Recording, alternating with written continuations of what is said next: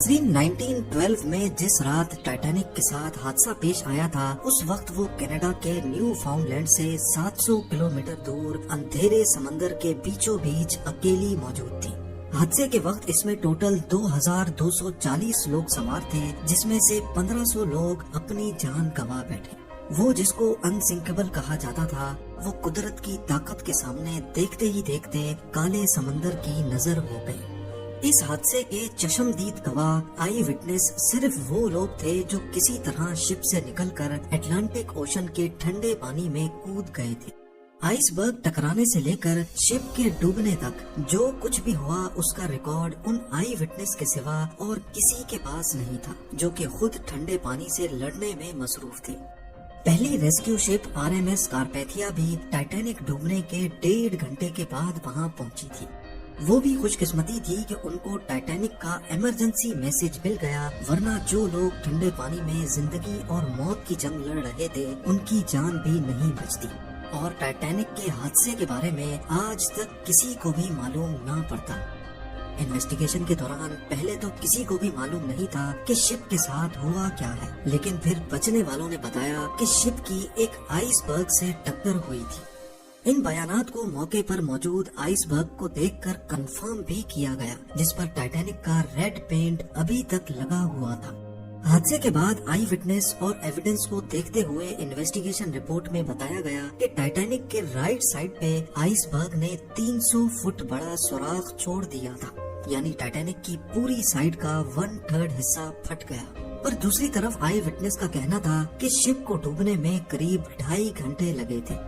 Investigators का मानना है कि अगर आइसबर्ग ने वाकई टाइटैनिक पर 300 फुट बड़ा सुराख छोड़ा था, तो इसको 2.5 घंटे में नहीं बल्कि चंद मिनटों में ही डूब जाना था। पर सच्चाई क्या थी, ये उस वक्त किसी को भी मालूम ना पड़ सका।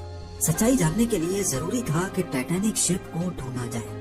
कई सालों तक टाइटैनिक की तलाश जारी रही और हर गुजरते साल ये मिस्ट्री और ज्यादा संगीन होती गई। आखिरकार 73 इयर्स के बाद जब टाइटैनिक का मलबा मिला, तो ये मैरीन इंडस्ट्री के लिए एक बहुत बड़ा ब्रेक थ्रू था। वो सारे सवालात जो टाइटैनिक अपने पीछे छोड़कर गई थी, उनके जवाबात ढूंढने का वक्त आ चुका था। अटलांटिक ओशन की 4000 मीटर गहराई में पिछली कई दहाइयों से टाइटैनिक का मलबा काले अंधेरे में मौजूद था।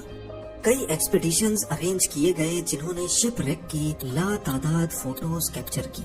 ओशियानिक एक्सप्लोरर PH नार्शले ने 30 से ज्यादा मर्तबा टाइटैनिक के मलबे का दौरा किया है, लेकिन उन्होंने 300 फुट बड़ा सुराख एक बार भी नहीं देखा। अलबत्ता टाइटैनिक की इस प्रोफाइल फोटो में 30 फुट का ये एरिया जाहिर करता है कि यहाँ पर कोई चीज आकर लगी थी। इसका एरिया सिर्फ 11 स्क्वायर फीट बनता है और कैलकुलेशंस के हिसाब से देखा जाए तो इसमें से 370 गैलन पानी हर सेकंड में टाइटैनिक के अंदर जमा हो सकता था। इसी स्पीड से पानी भरने का मतलब है कि पूरी शिप में पानी टोटल 2.5 घंटे में भरा होगा। और आई विटनेस के मुताबिक टाइटैनिक को डूबने में भी 2.5 घंटे ही लगे थे। यानी एक मिस्ट्री तो सॉल्व हो गई कि टाइटैनिक में 300 फुट बड़ा सुराख नहीं था, बल्कि सिर्फ 30 फीट बड़ा क्रैक पड़ा था। पर ये अकेली ही एक मिस्ट्री नहीं थी, अभी और भी काफी कुछ जानना बाकी था। टाइटैनिक शिप रेक पर इन्वेस्टिगेशन के दौरान रिसर्चर्स को ये समझ नहीं आ रहा था कि शिप का अगला हिस्सा, जिसे बाव कहते हैं, वो इसके पिछले हिस्से यानी स्टर्न से ज्यादा अच्छी हालत में कैसे पड़ा है, और इन दोनों के दरमियान इतना ज्यादा फासला क्यों है। इस मिस्ट्री को सुलझाने के लिए हाई टेक सोनार स्कैनिंग टेक्नोलॉजी का सहारा लिया गया। ROVs ने टाइटैनिक शिप रेक साइट की लाखों फोटोज कैप्चर की और फिर उनको कंप्यूटर ग्राफिक्स की मदद से एक 3D मॉडल में कन्वर्ट किया। इस मॉडल में वो तमाम डिटेल्स भी थी जिनको नॉर्मली इस गहराई में कोई आम कैमरा या इंसानी आंख नहीं देख सकती। मॉडल में देखा जा सकता है कि 392 फीट लंबे स्टर्न के तमाम डेक्स एक दूसरे के अंदर ऐसे घुसे हुए हैं जैसे ये स्टील की नहीं बल्कि कागज की शिप हो। मुख्तलिफ पार्ट्स शिप से अलग होकर आसपास बिखरे हुए हैं। सिर्फ इसमें लगे 2 किसी घर की साइज जितने बड़े इंजन हैं जो इसके साथ जुड़े हुए हैं। इसी मॉडल में एक और अहम इशारा भी छुपा है, वो इशारा जो स्टर्न की इस हालत के बारे में बता रहा है। 110 साल पहले स्टर्न जब ओशन फ्लोर से आकर टकराया तो उसके निशानात आज तक यहाँ छपे हुए हैं, जिनको सिर्फ 3D मॉडल के जरिए ही देखा जा सकता है। इन निशानात से जाहिर होता है कि स्टर्न जिस वक्त ओशन फ्लोर से टकराया तो वो एंटी क्लॉकवाइज घूम रहा था। साइंसदान इन निशानात से अंदाजा लगा सकते हैं कि स्टर्न उस वक्त हैरत अंगेज तौर पे 80 किलोमीटर पर आवर की स्पीड से पानी के अंदर जा रहा था। शिप का पिछला हिस्सा जब इतनी स्पीड से पानी की गहराई में जा रहा था तो पानी से पैदा होने वाली फोर्सेस ने शिप के लूज पार्ट्स को उखाड़ दिया, और जब वो 4 किलोमीटर नीचे ओशन फ्लोर से टकराया तो इसके सारे डेक्स एक दूसरे के अंदर धंस गए। दूसरी तरफ जैसा कि आप देख सकते हैं कि बाउ सेक्शन फ्रंट सेक्शन का डिजाइन हाइड्रोडायनेमिक है, यानी ये पानी को आसानी से काट सकता है, ठीक उसी तरह जैसे शिप पानी पे फ्लोट करते वक्त पानी को काट कर अपना रास्ता बनाती है। यही वजह है कि बाउ सेक्शन स्टर्न के मुकाबले में ना ही रोटेट कर रहा था और ना ही पानी की फोर्सेस इस पर डायरेक्टली अटैक कर रही थी।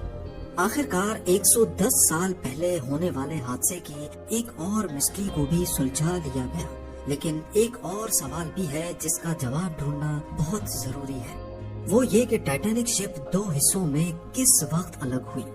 जैसा कि आपने जाना कि शिप के 2 हिस्सों में टूटने की खबर आई विटनेस ने दी थी। सालों से ये माना जा रहा है कि टाइटैनिक डूबने से पहले ही 2 हिस्सों में डिवाइड हो गई थी।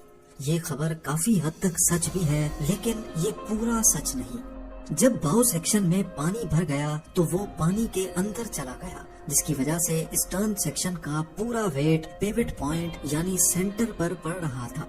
ये सेंटर पॉइंट इतना ज्यादा वजन बर्दाश्त न कर सका और टूटकर 2 हिस्सों में डिवाइड हो गया। पर सोनार स्कैनिंग से बनाया गया 3D मॉडल कुछ अलग कहानी ही बता रहा है। जी हाँ, देखा जाए तो टाइटैनिक के अंदर मौजूद साजो सामान दूर दूर तक ओशन फ्लोर पे बिखरा हुआ है। इसमें coffee cups, dinner plates, chandeliers, deck benches और लोगों का पर्सनल सामान भी है। इसमें से 90% आइटम्स स्टर्न सेक्शन के हैं। टोटल 10,000 से भी ज्यादा आइटम्स इस पूरे एरिया में फैले हुए हैं, जो करीब 3.2 स्क्वायर किलोमीटर का एरिया बनता है। अगर तो ये सेक्शन पानी के ऊपर ही बाउ सेक्शन से अलग हो जाता तो इसका मतलब है कि ओशन फ्लोर पर पहुंचते पहुंचते इसका मलबा 3.2 स्क्वायर किलोमीटर नहीं बल्कि इससे भी ज्यादा बड़े एरिया पर फैलता, जैसा कि आप इस एनिमेशन में भी देख सकते हैं। लिहाजा एक्सपर्ट्स का मानना है कि ये सेक्शन टूट तो पानी के ऊपर ही गया था, लेकिन ये बाउ सेक्शन से अलग ओशन फ्लोर के करीब आकर हुआ है और फिर रोटेट होता होता अपनी डायरेक्शन बदल गया और 2000 फीट दूर जा गिरा। आज RMS टाइटैनिक की बॉडी पूरी तरह से रस्ट हो चुकी है। साइंसदानों का मानना है कि ओशन की इस गहराई में ऑक्सीजन बहुत कम होता है, जिसकी वजह से रस्टिंग प्रोसेस भी बहुत स्लो होता है। लेकिन जंग के कुछ सैंपल्स को निकालकर जब टेस्ट किया गया तो मालूम पड़ा कि जंग बैक्टीरिया से रिलीज होने वाले ऑक्सीजन की वजह से लगा है। एक्सपर्ट्स का मानना है कि जिस तेजी से इस पे जंग लगता जा रहा है, आने वाले चंद सालों में टाइटैनिक के सारे फ्लोर्स एक दूसरे पर गिर जाएंगे और फिर ये अपनी असली शक्ल हमेशा हमेशा के लिए खो देगी। उम्मीद है जेम टीवी की ये वीडियो भी आप लोग भरपूर लाइक और शेयर करेंगे। आप लोगों के प्यार भरे कमेंट्स का बेहद शुक्रिया। मिलते हैं अगली शानदार वीडियो में।